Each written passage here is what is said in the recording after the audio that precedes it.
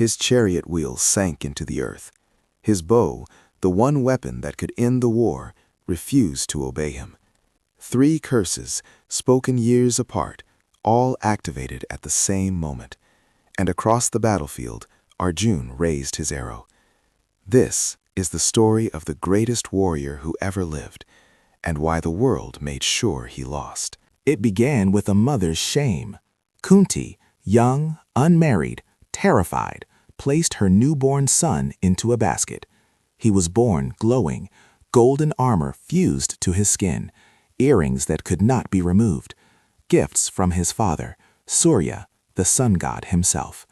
But none of that mattered. She pushed the basket into the river and walked away. The river carried the child to Adirath, a humble charioteer. He and his wife Radha pulled the golden baby from the water, stunned by the divine armor on his tiny body. They named him Karna, and they raised him with more love than any palace could offer. But love doesn't change your caste. When Karna came to learn warfare from Dronacharya, the greatest teacher in the land, he was turned away. "I teach princes," Dronacharya said, "not the sons of charioteers."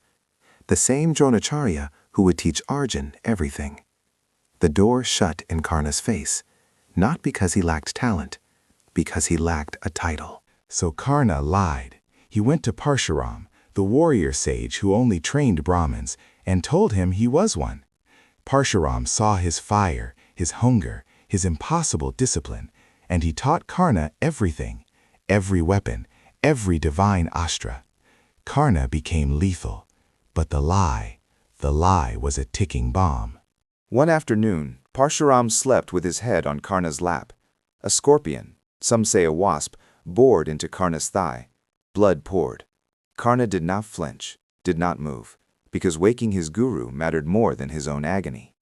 When Parshuram woke and saw the blood, he understood. No Brahmin could endure that pain in silence, only a Kshatriya.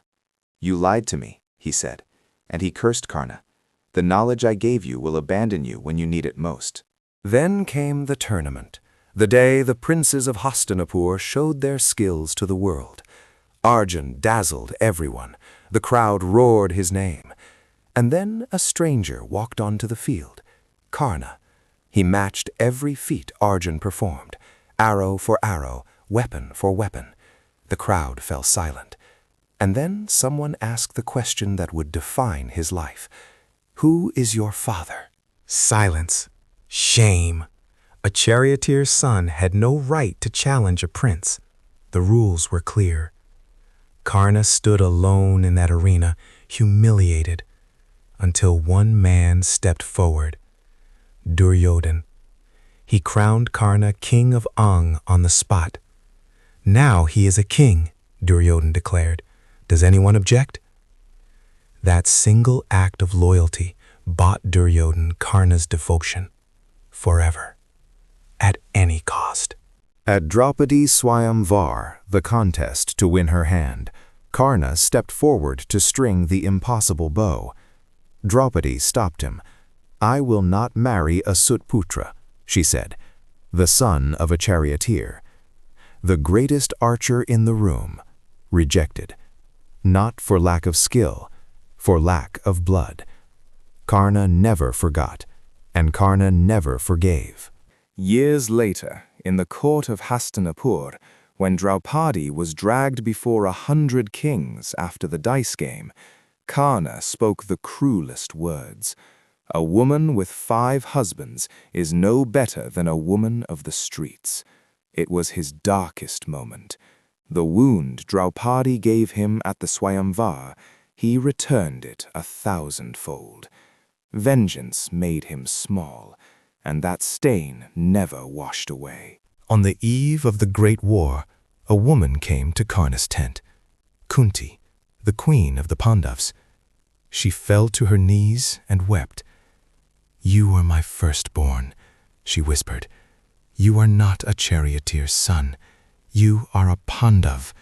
Come to your brothers. Take the throne that is rightfully yours." Karna looked at the mother who abandoned him, and he said no. "Duryodhan stood by me when the world spat on me. I will not betray him, not for a throne, not for a mother who threw me in a river. But he made one promise. I will not kill any of your other sons, only Arjun. You will always have 5 sons, Kunti, either him or me. The gods themselves feared Karna because of the Kavach Kundal, the golden armor fused to his body since birth. It made him invincible. No weapon could pierce it. So Indra, king of the gods, Arjun's father, came to Karna disguised as a poor Brahmin, and he asked for the one thing no sane man would give. Give me your armor. Karna knew. He knew it was Indra. He knew this would make him mortal. Surya himself, Karna's father, appeared and begged him not to do it. But Karna smiled, because Karna never refused anyone who asked. He drew his blade and carved the divine armor from his own flesh. Blood ran down his golden skin. The sun dimmed, and Karna stood, mortal, bleeding, magnificent, and handed his invincibility to his enemy's father. The war of Kurukshetra began, 18 days of carnage. But Karna would not fight, not under Bhishma's command.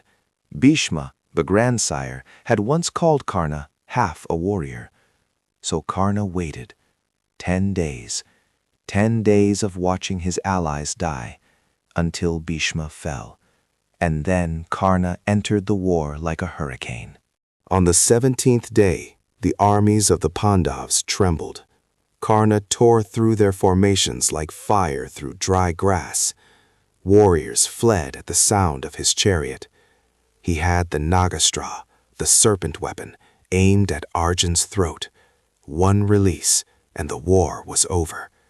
But Krishna, Arjun's charioteer, pressed the chariot into the earth at the last instant. The arrow struck Arjun's crown instead of his neck. Karna reloaded, but the Nagastra refused to fly twice. And then, in the final moment, Karna's chariot wheel sank into the mud. He leapt down to free it.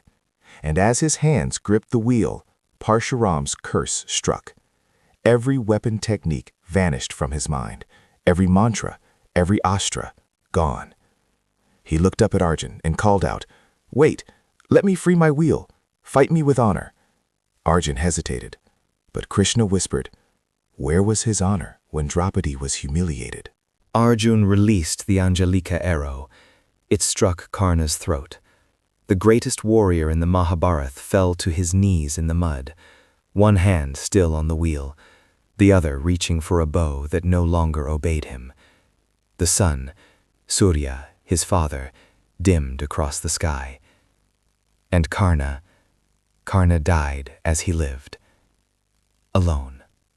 After the war, Krishna told the Pandavas the truth. Karna was their eldest brother. Yudhishthir, the man who gambled away a kingdom, collapsed and wept. The brother they killed was the brother they never knew. Kunti's silence had cost them everything. Karna was not a villain. He was not a hero. He was a man born into the wrong life, who was punished for trying to escape it. Every door that should have opened slammed shut. Every gift he was given was taken away. And yet he never stopped giving. That is not a warrior's tragedy. That is a human one. And it happened 5,000 years ago. And it happens every single day.